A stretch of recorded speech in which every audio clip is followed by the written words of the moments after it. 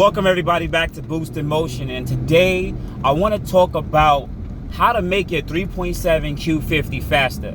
Yes, I'm talking about let's make those slow 3.7s fast. I want to just give some of the mods, the common mods that I know of because I had the car, but also talk about some of the mods that I haven't had for the car that can make the car substantially faster. So let's just jump right into it. First thing, to briefly explain.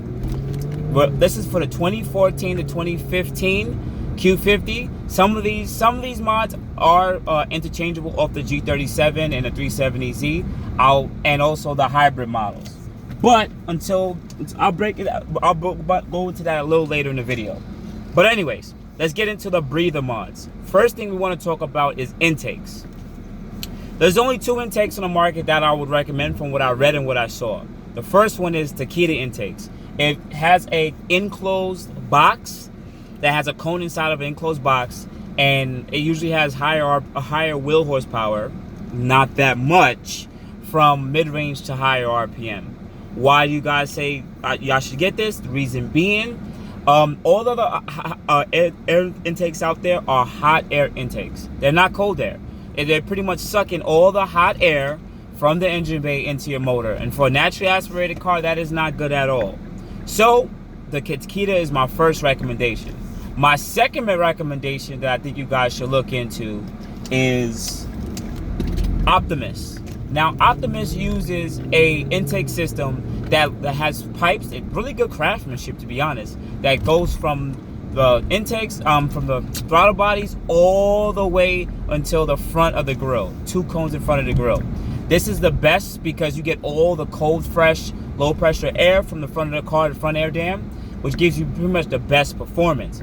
Power increases all the way through the rev range. Not saying your car's gonna be super fast, but it's gonna perform a bit better. The only reason why I dislike the Optimus though is because their customer service and ETA on when the job is gonna be done, pretty much when they're gonna send you your stuff so you can install it, it's months. It takes too long. Some people might lose the car by that time, and you know, I wouldn't recommend them because of that, so buy at your own risk. Now that we're still talking about intakes, there's also two more things when it comes to the intake system that I want to recommend. The first one is an intake manifold swap.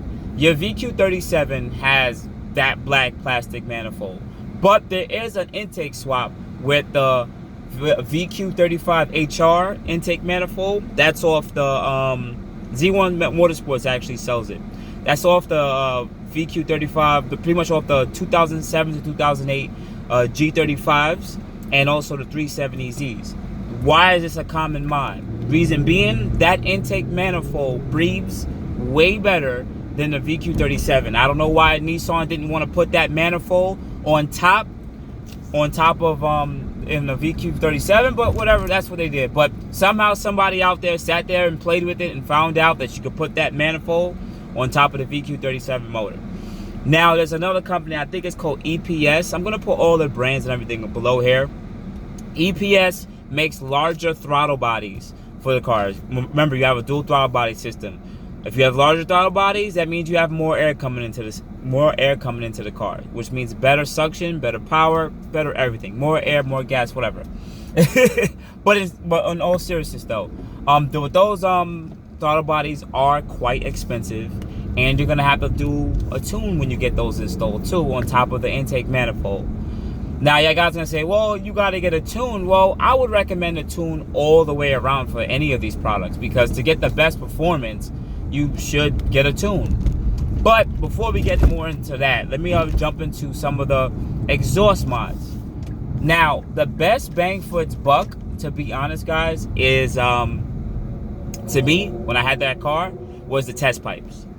When you talk about you can feel the difference, when I had the test pipes, I definitely felt like a slight decrease in low end. And looking at other people's dyno sheets, yes, you lose a little low end torque, but the mid range to high end, your car gained a lot more wheel horsepower. And I'm only talking about 10 to 15 wheel horsepower, guys. I'm not talking about anything miraculous, heart dropping, but the car is gonna perform a lot better. But me also having that on my cars, what I also learned is this: I would recommend to get high flow cats. Reason being, from looking at other people's dyno sheets, high flow cats still yielded the close same amount of almost to the same amount of wheel horsepower through the rev range, maybe about 3 or 4 wheel horsepower less. But your car won't throw any random check engine lights. You won't have to deal with emission problems and all that other nonsense. Yes, there are anti-followers out there that you can put on the oxygen sensors so that you won't get any check engine lights. Some people might sit there and say, well, I ran test pipes, I never got a check engine light. But guess what, guys? You might go get those test pipes and you're going to be screwed. And I don't want you guys to get screwed because you're not going to know how to fix it. In my case, I knew what to do. I just got the oxygen sensor spacers, threw some steel wool in there because STILLEN always recommends with cat deletes, throwing steel wool. And that's what I did. But to keep going, to keep going with the video, CATBACK, I don't really recommend any CATBACK. I mean, you can get a CATBACK, but I don't have any brands I really need to recommend. Usually the cheaper ones have fitment issues, and the more expensive ones take too long to come, and they just add sound. They're really expensive paperweights. So it's the CATBACK is all up to you guys. Whatever sound you like the most, that's what you choose to get. All right, guys. Now that we're off, wait. Let me not finish. Let me not forget. We're still on exhaust and intake. It's a lot of rain out here, so you might hear some of the noise, but just bear with me, guys. There's one last mod. I'm gonna say it's the STILLEN supercharger kit. Yes, the STILLEN supercharger kit.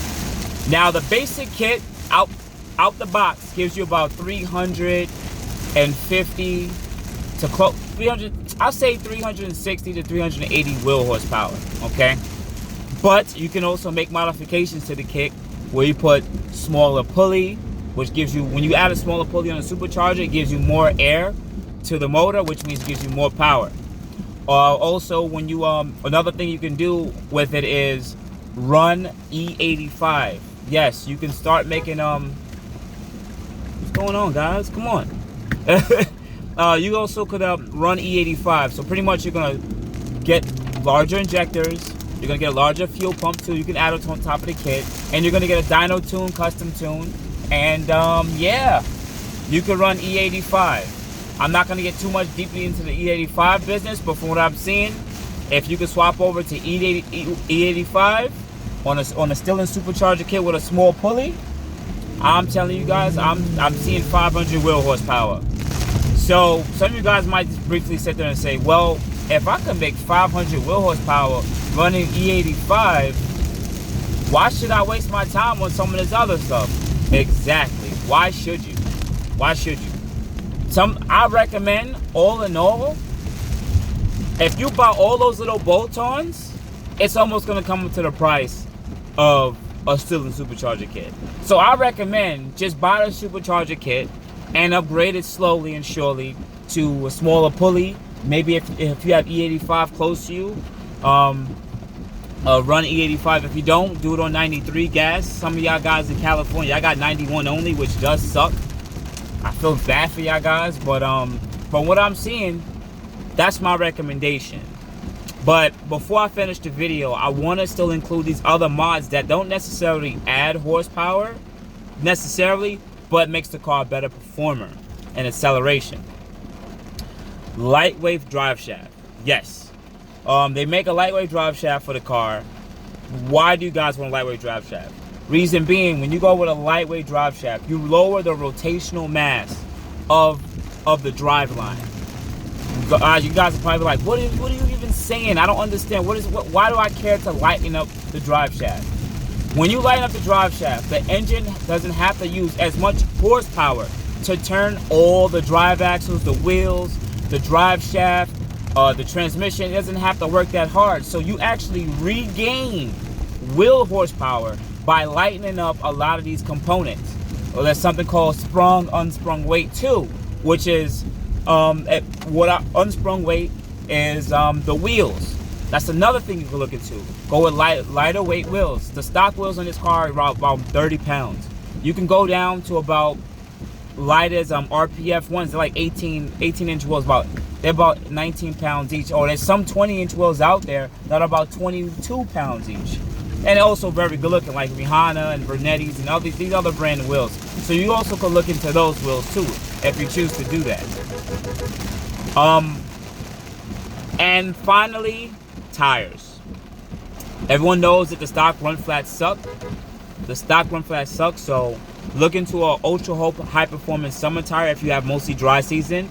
And if you are in all season or snow like me, look into an all season or ultra high performance tire, because anything's gonna outperform the stock run flats, guys. So that's my recommendation. I'm so sorry for the noise and everything like that.